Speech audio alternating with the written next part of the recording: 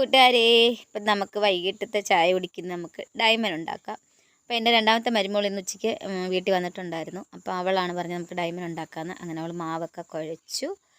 പിന്നെ അത് പരത്തി. ഞാൻ ഉണ്ടാക്കിയിട്ടില്ലായിരുന്നു ഇങ്ങനത്തെ കേട്ടോ, ഉണ്ടാക്കിയിട്ടുമില്ല, ഇങ്ങനെ ഇത് ഉണ്ടാക്കി കണ്ടിട്ടുമില്ല, കഴിച്ചിട്ടുണ്ട് അതേ ഉള്ളൂ. അപ്പോൾ ഇവളിതിങ്ങനെ റൗണ്ടായിട്ട് പരത്തി, പിന്നെ അതിങ്ങനെ ചതുരത്തിൽ ഇങ്ങനെ ത്രികോണം ഇങ്ങനെ അത് ചരിച്ച് കണ്ടിച്ചു പീസ് പീസാക്കി എടുത്തു.